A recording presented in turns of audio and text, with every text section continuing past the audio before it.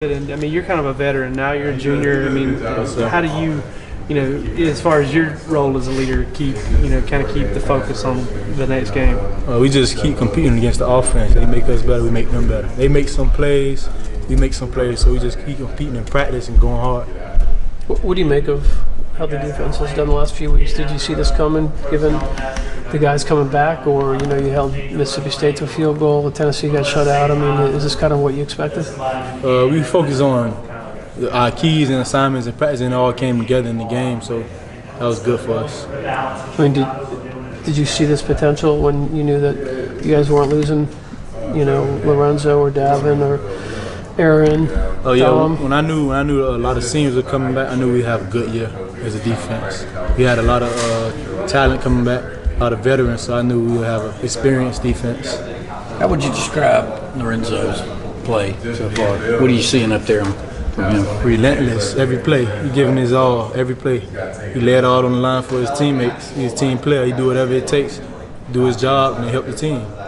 He seems like a guy that flies around a lot and kind of probably ends up on your end of the field a lot of the time too. I mean, you ever catch any friendly fire from him kind of flying in there on a tackle or something? All the time. Everyone, the whole defense, all 11 players like to swarm to the ball. So Lorenzo will come in, make a play. He'll kind of hit me sometimes, but I got to shake it off. You guys entered the top five, number 5 in the top 5 poll. I'm assuming it's not any different from you on a day-to-day, but what's the expectation of that? I mean, now you know some really big things are possibly in play. Yeah, we like to stay focused. Even though we're in the top 5, we like to stay focused and get better as a team, offensive, defensive, and especially special teams. It seems like the last 2 weeks teams have picked on one corner, tried to pick on one corner or the other. They threw a lot against you at Mississippi State. They threw a lot at Tyreek. Do you kind of realize that early in the game? Do you recognize that, hey, they're challenging me, they think they can come, at me, and how do you react when you know that? Yeah, in the scouting report, we would notice teams like to pick on a certain corner. So Mississippi State game, they just happened to pick on me, and this week in Tennessee, they happened to pick on Tyreek McGee. So we knew early in the game what it would be. Now, did you, the fact that they were, picking on Tyreek, did you kind of think, well, I kind of showed them that they couldn't pick on me the week before? No, I kind of knew they'd come back to me. They just wanted me to get complacent and think that they won't throw my way. So they tried to do the double move. Then J.R. Smith made a good play on the ball, got the interception off my deflection. What was your position coach's feedback on the play that ended up in the interception that J.R. had? It looked like for a second you might have been beat, but you closed and got your hand in there. So I'm assuming that was a plus grade, but just tell me about that play in particular. They told me it was a good play to finish. I finished good on that play, so it helped out for the team. Yeah. Deandre, what do you make of how Tyreek has played the last couple of weeks? I know you guys were missing Malcolm for a while, and he had more opportunity. How do you think his game's shaping up? Yeah, Tyreek, he filled in for Malcolm, played a great role. He helped the team out tremendously. And, one man go down, next man up. That's why in practice we prepare everyone. Freshman, sophomore, it really don't matter. Tennessee was kind of picking at him a little bit, weren't they? Yes, sir. Yes, sir. I mean, what would you think of you think he was kind of relishing the opportunity to?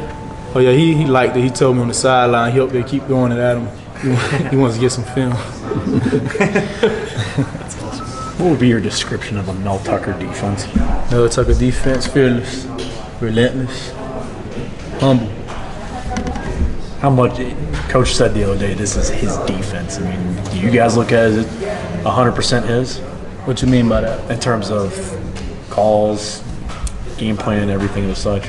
I'm not sure.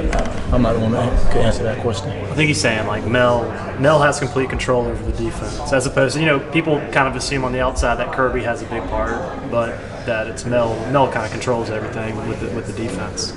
I'm not sure about that question.